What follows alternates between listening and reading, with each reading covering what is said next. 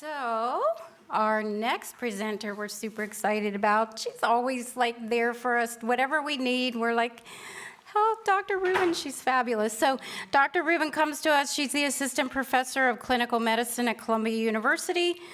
She's here to present the early results of her SHINE study. I know a lot of you have participated in the SHINE study and cognitive function, so welcome, Dr. Rubin.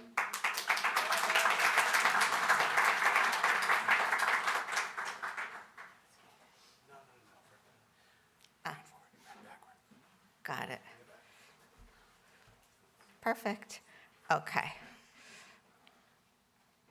Great.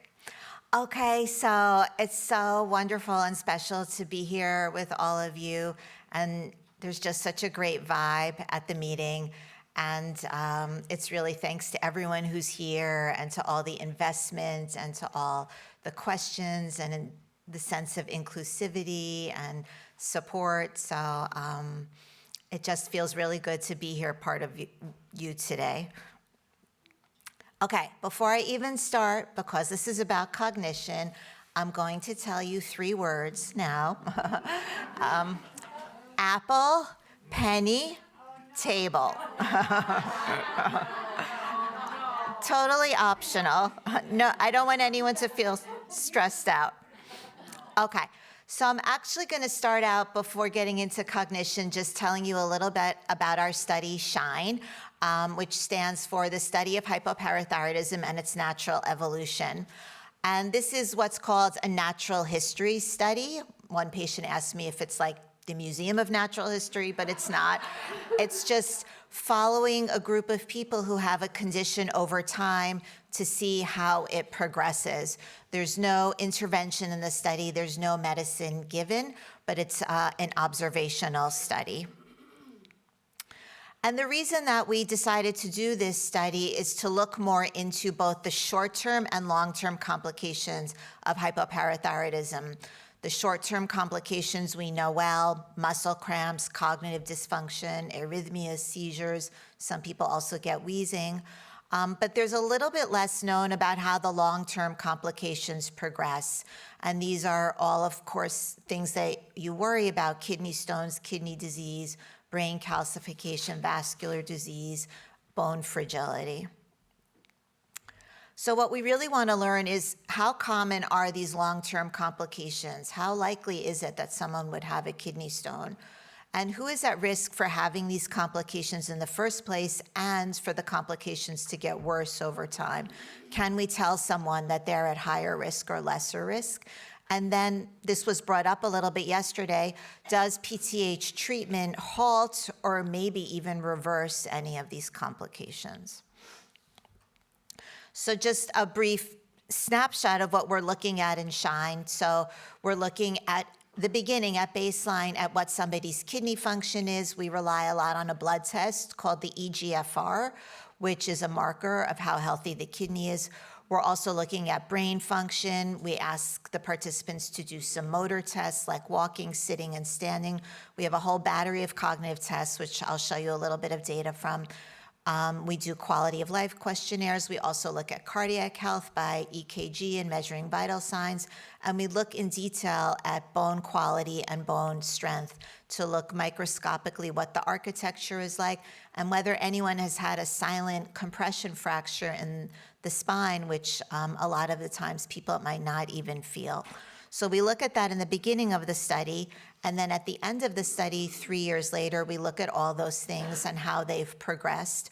And we do have visits in the middle at 1 and 2 years, but really the bulk of the testing is at the 1 and 3 years.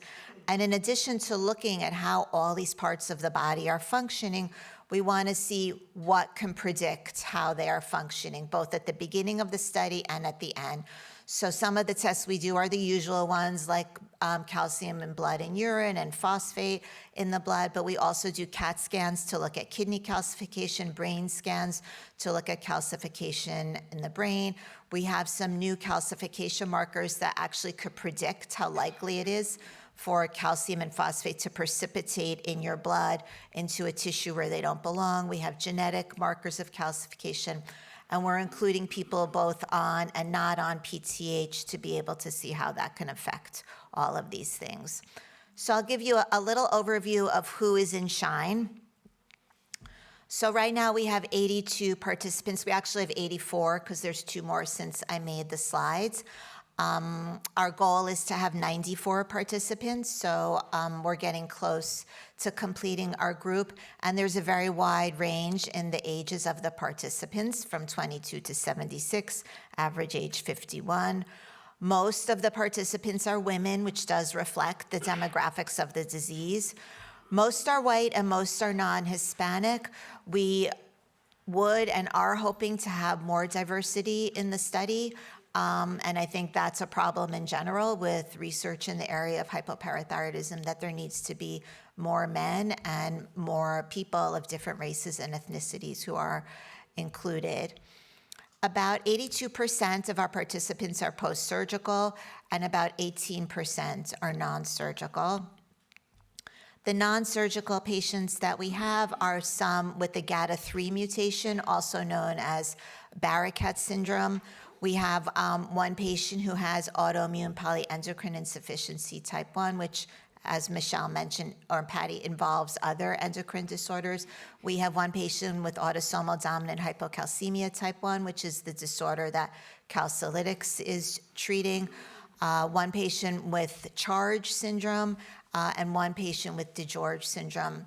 And it's interesting, the rest of our patients who are non-surgical, everyone has the genetic testing, but those other patients that aren't listed, their genetic testing didn't show a mutation, which does make us think there are probably many new mutations yet to be discovered.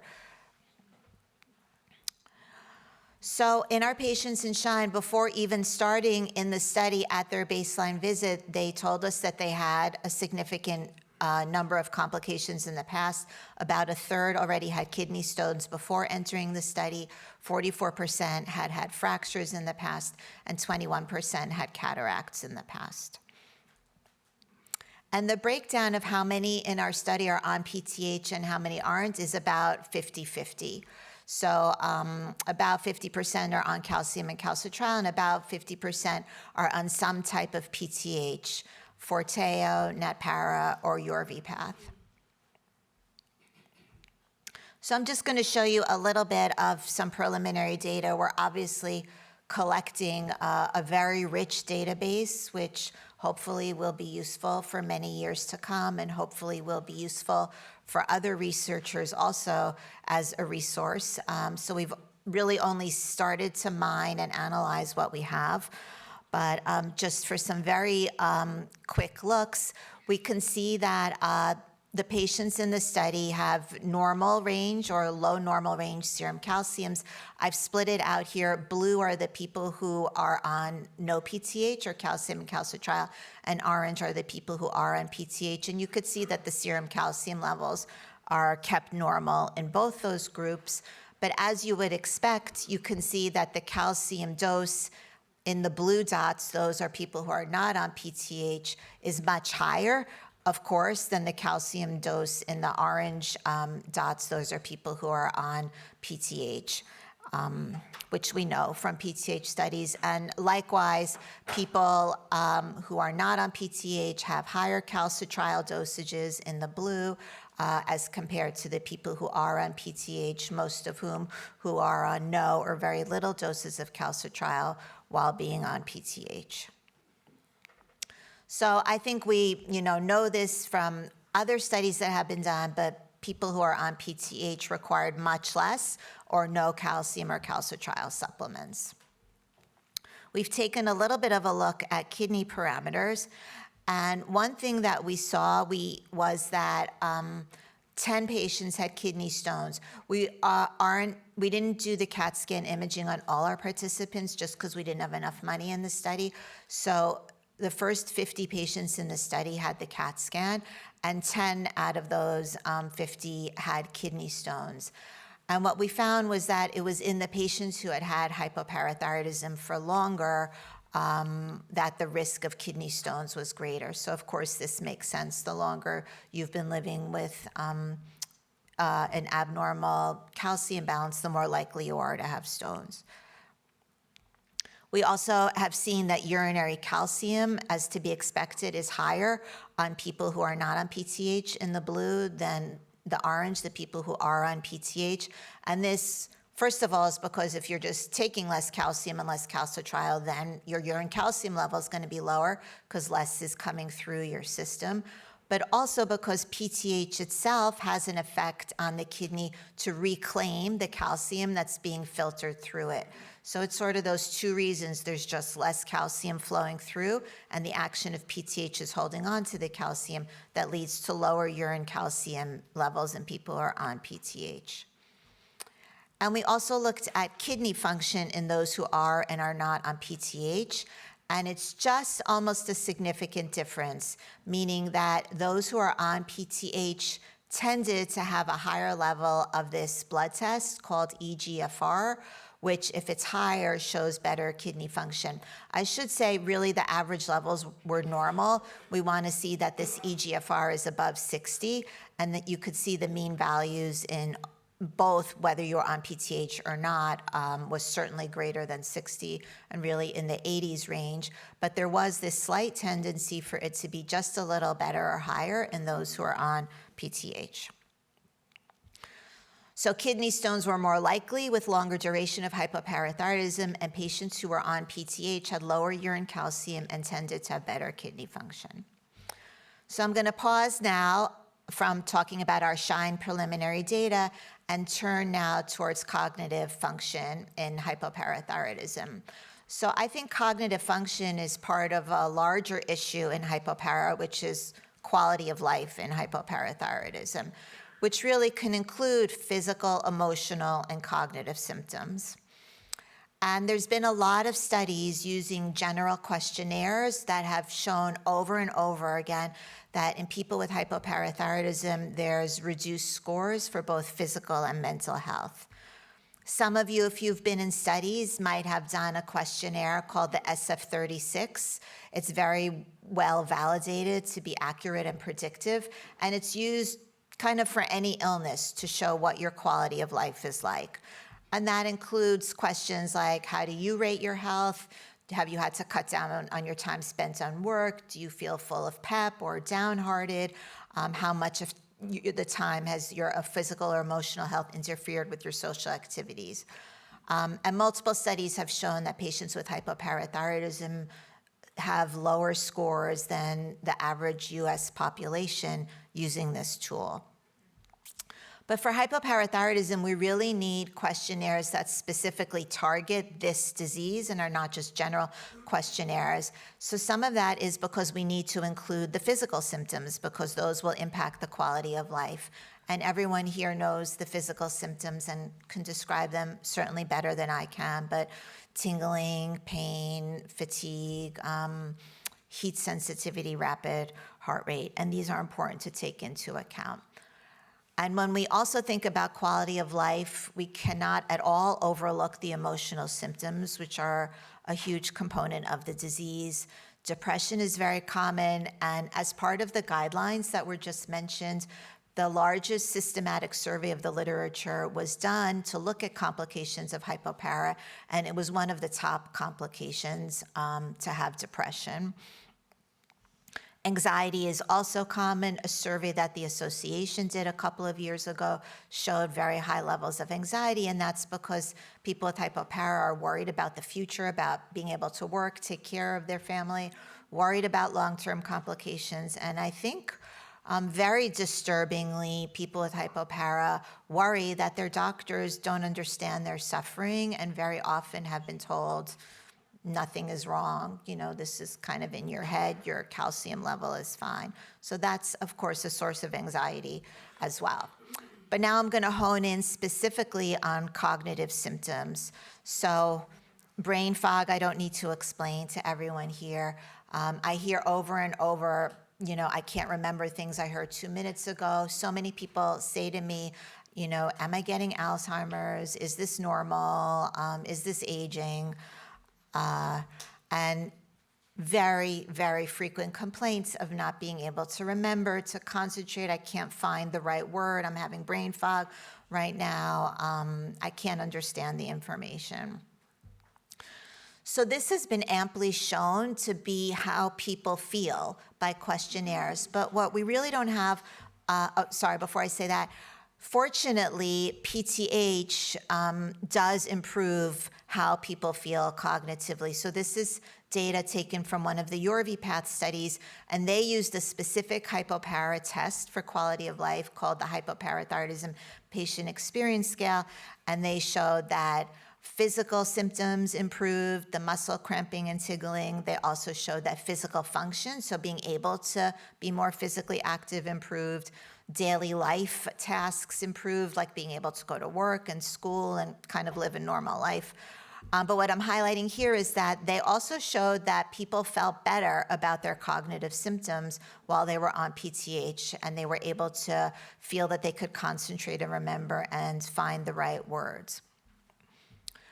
But all of these things are subjective tests, in other words, saying how the patients feel about cognitive function, which of course is like 90% of it, of how you're feeling your cognitive function is. But we also want to be able to pinpoint just what is it in the cognitive function, what of these so-called domains is off for somebody who has hypoparathyroidism, and does PTH reverse some of these specific vulnerabilities in cognitive function.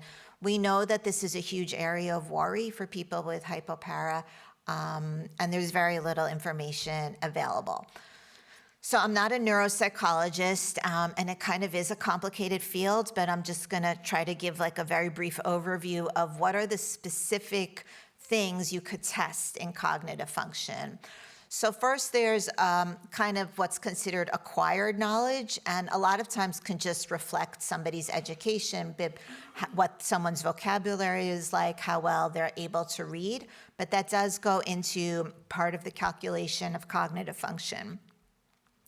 But then there's other categories that reflect just how well you might be able to take in brand new information and be able to act on it. So one of these is executive function, and that loosely means how cognitively flexible you are. So are you able to multitask? Are you able to plan ahead? Are you able to not be distracted?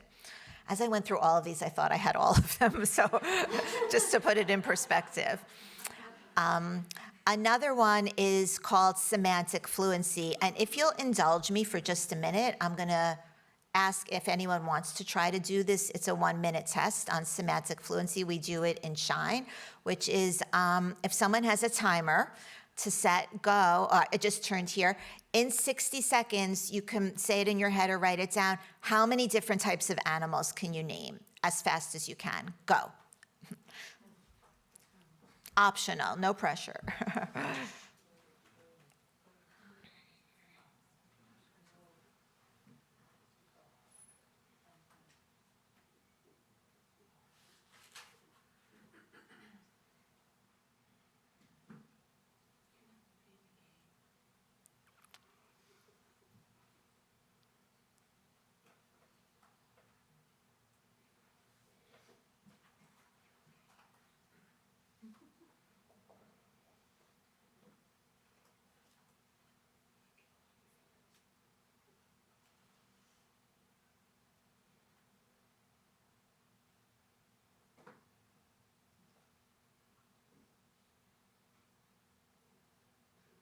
Okay, so that is actually a validated cognitive test, and if it gets scored on how many animals you were able to list, it can't be like an overlapping type of animal, but a crude rule of thumb is that somebody should be able to name at least 12 different animals in that space of time.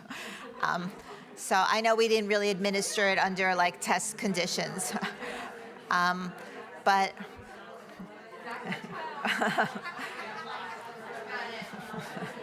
so most of these tests, people walk away with feeling like, yucky or down about themselves.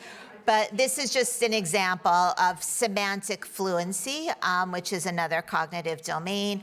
Another area of cognitive function is attention, and that means being able to focus on only what's relevant and central and not being distracted by anything to the right or the left of that. Yet another thing is processing speed. I'll show you one example of that in a minute, but how quickly you're able to take in and work with new information. So like if I asked you how fast can you match a symbol to a number, for example, how quickly you can do that. Another thing is visuospatial functioning, and that's to interpret what you're seeing. Like, can you look at a map and figure it out? And if you ask my husband, I'm terrible at that. So, and then there's the domains of memory. So one is called episodic memory, and that's remembering something recent in the right order. Like if I asked you to tell me, what did you eat for dinner last night? And then what did you eat for dessert? Another type is working memory, and that's being able to remember information and then use it. So like if somebody told you directions, being able to remember the directions until you got there. There's also remembering visual information. So something that you saw, can you remember it? Like if you passed a road sign on the road. And then auditory information. If somebody gave you multi-step instructions, would you be able to remember those? So many, aspects to try to test cognitive function in a rigorous scientific manner. So in terms of prior studies doing these tests, there is a little bit. There was one study in India that only looked at non-surgical patients, and a third of them had cognitive dysfunction. They described that some of the patients had reduced inhibitory control, which meant like not being able to suppress a thought or an action or a feeling. They also noted impairment in visuospatial functioning, which was what I mentioned, like looking at a map, and some psychomotor slowing. And I personally just wonder if some of these non-surgical patients maybe had some brain calcification, which can rarely lead to Parkinsonian-like symptoms of slowing. So I don't know if that was part of what was playing a role. And then there's another more recent study in post-surgical patients where they also did cognitive testing. They actually didn't see a difference between those with and without hypoparathyroidism. But when they did look at people who had lower calcium levels, they found that they did have some deficits, like in visuospatial attention, meaning being able to focus on a spot in space, executive function, which again is like multitasking and planning, and semantic memory scores, which means long-term memory of general knowledge. Like if I said to you, what's the capital of Cuba, or something like that. So definitely, different vulnerabilities have been reported in people with hypoparathyroidism. In SHINE, we're using a whole different battery of tests. I'm just going to tell you about the one that we're doing using that something called the toolbox, because we haven't finished analyzing the other ones that we're doing. But it uses an iPad, and anyone who's been in SHINE, I'm sure remembers it. But it kind of looks at this so-called crystallized, which really reflects what you've learned in terms of reading and vocabulary up to this point, and then the others are fluid, which is how well you're able to take in and act on new information in these different categories. So this is just one example showing processing speed, which is really asking the participant, how fast can you tell me, are these the same or are these different? And how quickly you're able to do that is timed. And you get a score on that. So that's just one example of one of the tests that are included. So I'll give you a snapshot of some of the results that we have so far. So first we looked at accumulated verbal knowledge. So that's really vocabulary and reading. And in all of these, a score of 50 is normal. So you can see that overall, this is SOC means people not on PTH or standard of care, and PTH, but you could see that both those groups come out pretty good and are above the average of 50. That's considered normal. And then when we look at vocabulary, also both groups are above the average of normal of 50. I mean, maybe the PTH group is actually a tiny bit lower, close to 50, but the groups were not different from each other. And then the tool kind of puts these together to make one composite verbal knowledge score. So that's called the composite. So as you would expect, it's still above normal and not different. So so far we could say from this that these tests of accumulated verbal knowledge are not different from the population normative values and don't seem to be different whether or not you're on PTH treatment. But when we turn to the other cognitive skills like that are included in the ability to acquire and act on new information, well, first we look at episodic memory, and this again was remembering different things in the right order. Like if I said, what did you have for dinner and dessert last night? So these seem intact. Whether or not you're on PTH, it seems to be at the score of 50, which is normal. And likewise, working memory, maybe those on PTH have a slightly lower score, but it was not significantly different from those on PTH. But when we look at executive function, you could see that in the standard of care group, it's really coming out at 40. So that's below the population norm. And it is a little bit better in those on PTH. This just misses statistical significance. So there is a trend for it to be better in someone who's on PTH. And my hunch is that if we had just a few more participants, that it would separate out enough to be statistically significant. So we can say that executive function is lower than the population norm in people with hypoparathyroidism. And strictly speaking, these are not different with PTH treatment, but I suspect that the executive function probably does improve with PTH treatment. And then other domains that are related to this, so attention was clearly lower than the population norm in those who are not on PTH and was significantly improved in those on PTH. So remember, attention is being able to focus on a single thing and not being distracted by things around you. And processing speed, that was the example that I showed you on the video of how fast you could tell if something is the same or different. This was lower than the population norm in patients who were not on PTH and did improve significantly in patients who were on PTH.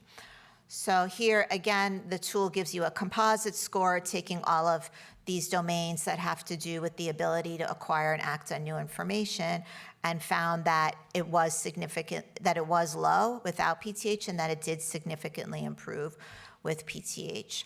So specifically, attention and processing speed were lower than the population normative value, but improved with PTH treatment. So now I'm just going to speculate for a few minutes, why exactly is it? What is the mechanism for impaired cognitive function in hypoparathyroidism? So I think the most obvious explanation is that the calcium is low. We know when calcium is low that, we feel it, like the twitching and the spasm and the tingling. That's because in the setting of low calcium, the nerve cells become overexcited and will fire too much or even fire spontaneously. So one can speculate that the same thing happens in the brain, that if there's calcium fluctuations there, that the nerves in the brain are firing inappropriately. I mean, to me, that makes more sense to explain the mechanism for a seizure, like a hyperexcitability, rather than a slowing of a certain area of cognitive function. But nevertheless, there might be some kind of abnormality in neurologic signaling in the brain in association with calcium. And I'm going to digress here for 1 second to talk about the calcium sensor patch that we're working on at Columbia, just because it might be an intervention that obviously would help with so many aspects of hypoparathyroidism, but maybe would help also with maintaining cognitive function and preventing brain fog. So this is something to, have a monitor at home to know your calcium. And these are just pictures from the studies we've done at Columbia. So all the way over here, this is kind of what it looks like. There's actually an operating room for rats. And there's actual HIPAA and protection of confidentiality. We couldn't include the rat's face in any of our publications. I'm totally serious. And the IRB rules for animals are actually more strict than those for humans, which I guess is a good thing to protect animals. But anyway, These are rats who had their parathyroid glands removed, which is like a very delicate surgery because it's so tiny. And this is, in the middle is the belly of the rat where we had to shave off their fur. And each of these circles is one of these little sensor patches. And they're made so they have these tiny micro needles, which are really tiny like Velcro, but they're hollow, so they're able to sense the fluid that's in between the cells. It's not the blood. It's like we said yesterday, the interstitial fluid. And then these sensors are coated with a special material that will fluoresce if the calcium is low. And that like big black bulky thing is sensing the fluorescence level. And you could see this CMOS is the fluorescence, and you could see that the level of fluorescence correlated very well with the level of the ionized calcium that we drew from the blood in the rats. So obviously nobody's going to walk around with a big black fluorescence thing like that, but it's all being miniaturized. And we still have kinks to work out in it. But it's certainly something promising for being a wearable calcium sensor so people can know in real time, hopefully, where they're at. Okay, going back to why cognitive symptoms. So it could be, and this came up in one of the comments yesterday, it's just one of the comorbidities maybe that Dr. Schobeck alluded to. Maybe people are having cognitive struggles because their thyroid level is off, which we know is associated with concentration and memory. If somebody is depressed, that can certainly impair their cognitive function. Similarly, if someone's on medications for depression or for neurologic issues like to prevent seizures, that can affect cognitive function.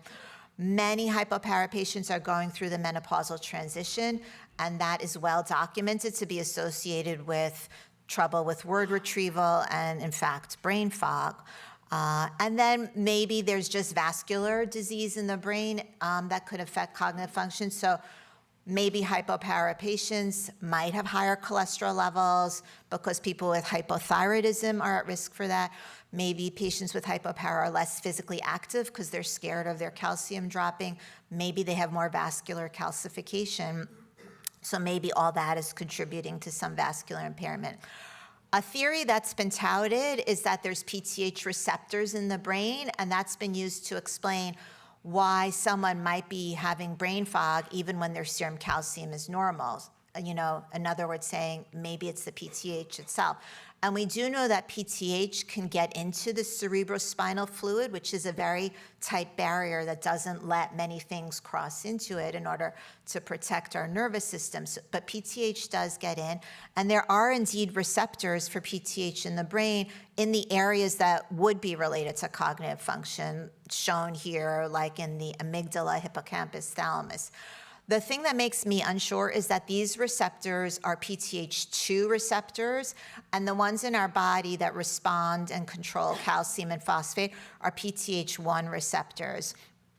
And PTH doesn't bind that well to these PTH2 receptors that are in the brain. There's actually other molecules that bind more strongly and do actually elicit things like emotion and fear and cognitive things, but I think it still remains to be proven whether our PTH that we know well is actually binding to those receptors and doing that. So I think we need more research about that.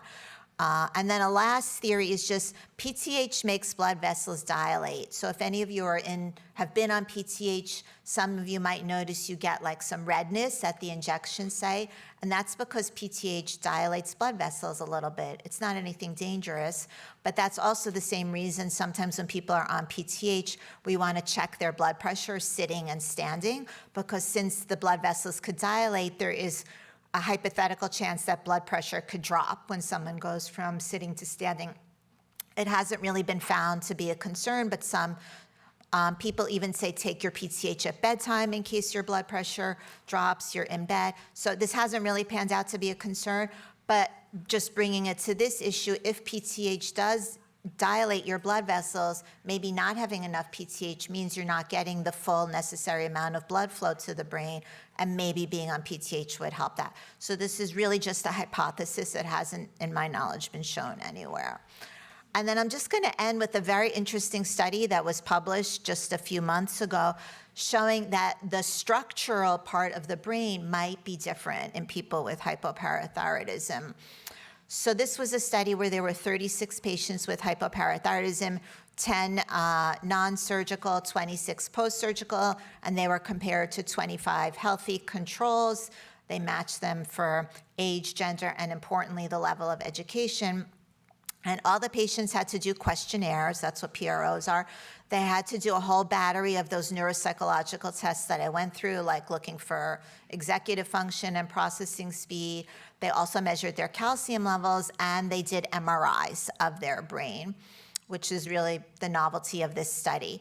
And they did find, as you would expect, that there was worse quality of life in the hypopara patients as compared to controls, using both the general questionnaires and the hypopara-specific questionnaires. And they did find that using neuropsychological testing, that certain things were worse. Some of the things we saw in SHINE, processing speed, executive function, they also saw worse visual memory and auditory memory. But when they looked at the MRIs of the brain, they did see that the hypopara patients had a smaller size of the hippocampus, and I circled it there on the red. That's a part of the brain that is related to cognition and is affected, for example, in Alzheimer's disease. And similarly, at another part of the brain called the thalamus, it was also found that the size was a little smaller. And that is a site that relates to alertness and processing of information. What was a little bit not consistent is that none of these changes in the brain correlated with any of the neuropsychological test results that were done. But patients who said they had the worst brain fog were the ones who had a smaller size of the hippocampus. So I think it's a preliminary study. It was small. It was just like one snapshot in time. They weren't followed. But it does raise the question that maybe cognitive symptoms are tied to actual structural changes in the brain and hypoparathyroidism. So to summarize what I spoke about today, in terms of SHINE, we're completing our enrollment soon. We need 8 more patients with hypoparathyroidism and 8 more control patients to compare. And I know so many of you are in SHINE and have volunteered to be controls in our studies. So there's no words for how grateful we are for that generosity of spirit. Our preliminary early SHINE analyses show that the longer you've had hypopara, the more likely you are to have kidney stones. If you do get on PTH, that will lower your urine calcium and probably protect your kidney function. Cognitive symptoms we know are a fundamental issue for hypopara patients, and we can see that different domains are affected in SHINE, specifically the ability to acquire new information.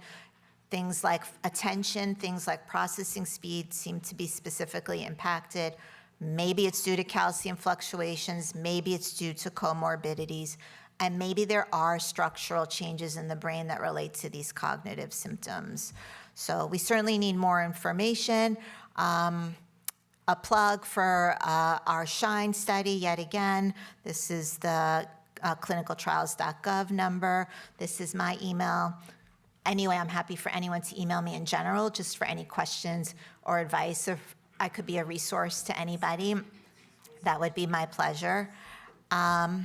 And I want to acknowledge the FDA Orphan Products has funded this, but the HypoPARA Association has also helped to fund this research. So without their support, I wouldn't be able to be presenting this here to you.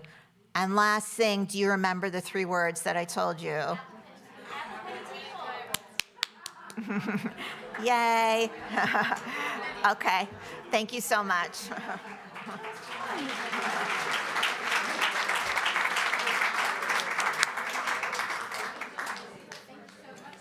Thank you so much. It might not work. Oh, there we go. Okay, so we're going to open it up for some questions and answers for a few minutes with Dr. Rubin.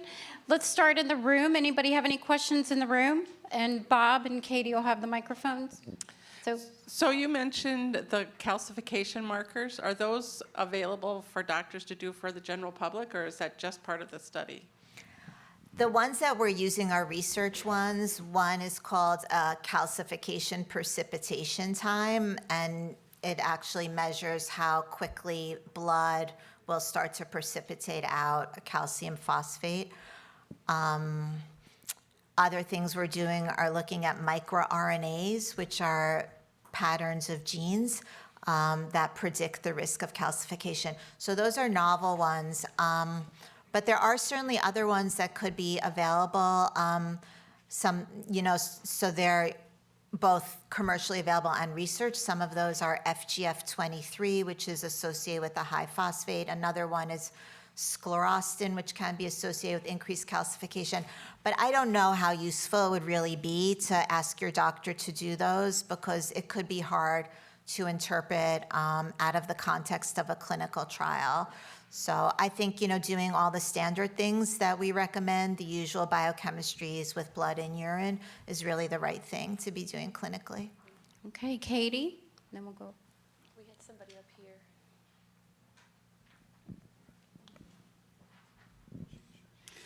Two questions. First, can you put the slide back up with your contact information? And second is, why did you choose only 3-year longevity to your study instead of longer? Yeah, so it was a funding opportunity that came from the FDA Orphan Products Division to fund for 4 years. So we figured, we needed the time to enroll, which obviously we still haven't even finished, although hopefully it'll give us an extension. Our hope is to apply for a renewal, because I think it would be important to be able to continue for a longer period of time than 3 years, to be able to see who's at risk and what does PTH do to all these issues. So yes. And we do have this information on our website as well. Michelle? There's one online that asks, there has been a rise in ADHD diagnosis in adults, and as a hypoPARA patient, how can you tell whether your poor executive function is linked to hypoPARA or ADHD? Yeah, that's very difficult and very tricky to tell.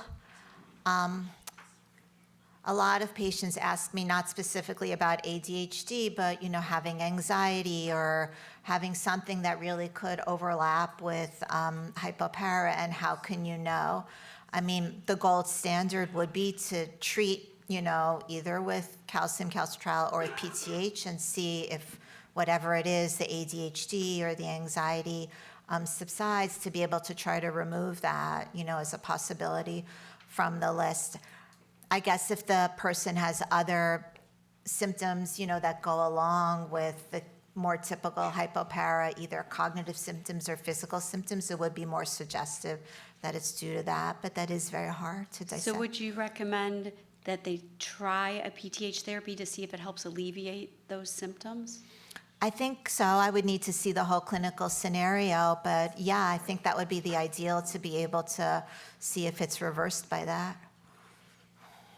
Okay, and then someone is asking, as an endpoint for your study, are you looking at whether or not anybody had calcifications and that they change over time or disappear with PTH therapy? Yeah, I mean, we're measuring calcification in many ways, not just on the brain and kidney CAT scans, but even from the detailed bone density studies, you can look at calcification in the blood vessels. Even from getting a bone density, you can see the abdominal aortic calcification. So yes, we're gonna be looking to see, how much does it progress, what blood test predicts progression, and if you're on PTH, could it stop it? Could it even reverse it? If that's, dare we dream, that could Yeah. happen. Okay, and we have 2 in the room. We're going to go here, and then we're going to go there. You had mentioned that there were other molecules that bind better to the PTH2 receptors. I was curious what molecules they are and whether they could possibly be used for binding to PTH1 receptors. Yeah, I'm probably saying it wrong. It's something like TP138. There's like this small body of literature. But yes, that is something that I want to look into. I'm supposed to be working on a review article about that, so hopefully I'll learn more because, yeah, I mean, I think it makes sense that PTH should be affecting your brain. So to really understand that mechanism and how open the receptor there is to PTH, I think is really important. Okay, and final question back there. That's me.